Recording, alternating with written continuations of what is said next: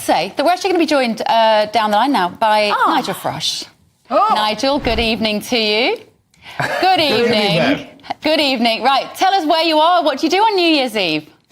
I'm on the coast. I'm on the East Coast. I'm not going out to a big party because you get to a point where everyone knows you, and those that don't like you are rude.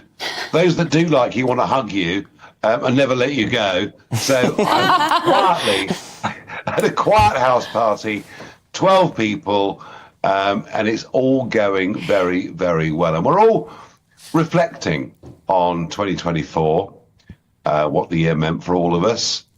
And do you know what? There's a mood of optimism about 2025. There's a feeling amongst my group of family and friends that 2025 marks a turning point where a really big change, a positive change is coming. But it's interesting what you say, Nigel, about your popularity and whether people want to hug you or whether they want to take you on and have an argument with you. How has that changed for you in 2024 personally? Probably, I would say, following on maybe from being in the jungle at the end of 23.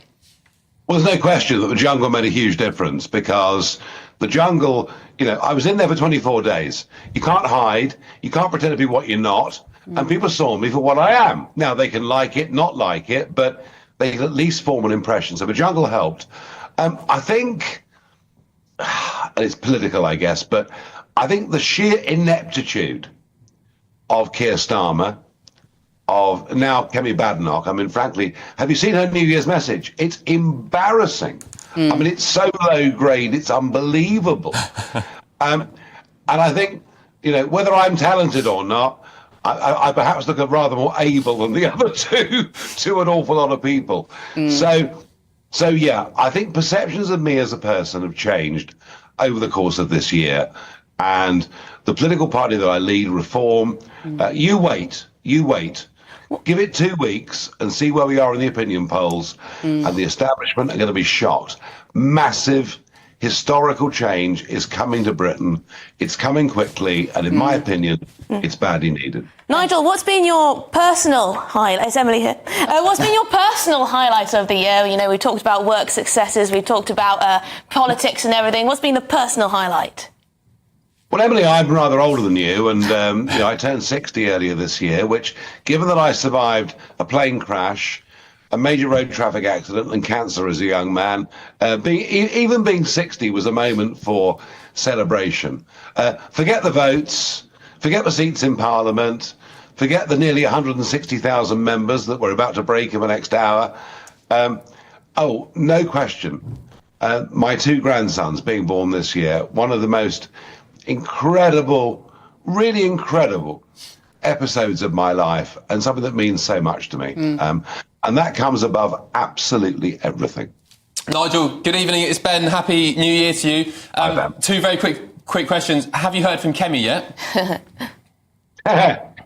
No apology has been forthcoming, and therefore I will be giving a response on Friday. Oh, there we go. What I'm going to do, she won't like it. She really, really won't like it, but she could still apologise. OK, second question is, we heard and we saw your New Year's message earlier.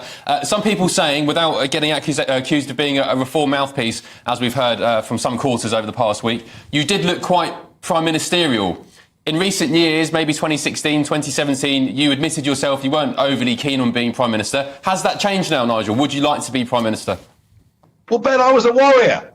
I was a street fighter. I was, you know, get me out there. Someone hold my jacket. I mean, that was, you know, my whole political career was based on that. I'm now in a different place. I'm now about what is wrong with our country, what we need to do to put it right. And I've said since June the 3rd, when I came back out of semi-political retirement, that it's about family, community and country. They're the things that matter to me. They're the things that matter to GB News viewers. That's what matters to most of our population. And if I can be the agent for change for all of those things, then you know what? I'll do my damnedest over the next few years to do that. So, yes, I'm in a very different place. I'm not now fighting the establishment to get us to leave the European Union. I'm trying to replace the establishment. Now, historically, people will say that I'm mad. But you know what? something is happening out there. I was going to ask, so you are going to turn the boats back, are you? And how do you square that with the French? It's very easy. The UNCLOS 1982 Law of the Seas says we are fully entitled to send boats back to a safe place if they're in danger in any passage across any, water course in the world. So there's no problem with that. The French will hate it, but that's not difficult. We've given them £500 million. They've delivered almost nothing. And do you know what? We're full of arguments in life about why we can't do things. What about arguments as to why we can do things? Because only by sending people back do we stop them coming. Tony Abbott in Australia was told he couldn't do anything about the boats coming from Indonesia. But in 2012, do you know what he did? He towed them back to Indonesia. Guess what happened? The boats stopped coming. We must do the same. And just lastly, Nigel, do you ever make New Year's resolutions? Do you do anything as trite as decide you're going to change lifestyle or live healthier? Oh, yeah. Yeah? Well, I've been thinking about it, Bev, very hard. Do I give up drinking or driving? And driving's lost. I've given up driving. That's it. You've given up... Honestly, we talk about you less so much in this studio. I presume that's what you meant. It became too hard to own a car. Death of the motorist. No, so you're carrying on drinking rather than driving. Absolutely. Right, Nigel, Happy New Year from all of us. And we to look all forward. of you and the GB News and our loyal fans. And I must say, 2024 was the year that GB News really came of age. Our influence now on national debate is at a level I could not have dreamt of when I joined it back in 2021. And given that we've done it with a very, very relatively small team of people, I think we have a lot to be proud of. I really genuinely do, including all of you tonight on that panel. Love you all. Oh, thank you, Nigel. Happy New Year. We look forward to working with you as well in the next 12 months. That's wholesome, isn't it? Isn't that wholesome? That was quite wholesome. Yes, it was. You know, the one thing that I think, I didn't used to be a big Nigel Farage fan. I don't mind saying You hated Trump as well, didn't you? Hated Trump. I knew nothing in those days. I didn't know anything. What happened to you, Beth? Well, so much happened. It's quite a long story, and I won't bore you with it She tonight. met Darren Grimes.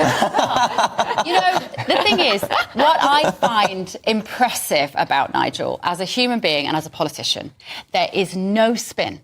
You will have all asked him questions on this, and you always get a straight answer from Nigel. He talks from the heart, and if he doesn't know, he'll say, I don't really know how I feel about that, but, I'm looking into it. And if he can't tell you, for whatever reason, he'll say that. Yes, Yeah. he will. He'll say that, make that clear, rather than trying to obfuscate. He mentioned I'm a celebrity there, right? Yeah. And do you know how recently we've been talking a lot about reform's back end? Well, we've seen Nigel Farage's back end already. So I said, I've seen enough of it. I've seen enough of it. Look, he's still a divisive seen a lot of character. Nigel. Yeah. There are a lot of people who do not see Nigel in that way. They still see him as the architect of Brexit, with which they don't agree, and they see that he supports. So is that you Trump saying he can't go all the way? Do I think it? Yeah. I think it's going to be a fascinating 3 or 4 years up to the next election. But as you said, Bev, whether people like Nigel or not, they know what he's about. I've known him since I was 20, maybe 15 years, maybe a little bit more, and he's always stood for the same principles, the same policies, the same campaigns, the same morals, the same ethics, and you can't say that about any other or most other politicians. Just very quickly tell a little story, actually. So we were on honeymoon, we were in Thailand, right, and I forgot about the time difference, OK, and I messaged him about something, and the phone went off and he called straight away. Why are you admitting that you were messaging Nigel Farage on our honeymoon? Seriously, this is quite embarrassing for me, don't you think? It wasn't the highlight of the honeymoon. He was saying, have you seen the boat ride? It was the highlight of the But he honeymoon. called. Anyway, so he called. So we had a quick chat with him, and I put the phone down, and he said to me, hang on a minute, it was 5 a.m. on a Sunday. Yeah. And he was at work. It wasn't like he'd gone all the way through. Yeah. He started at 5 a.m. on a Sunday. He is 24/7. But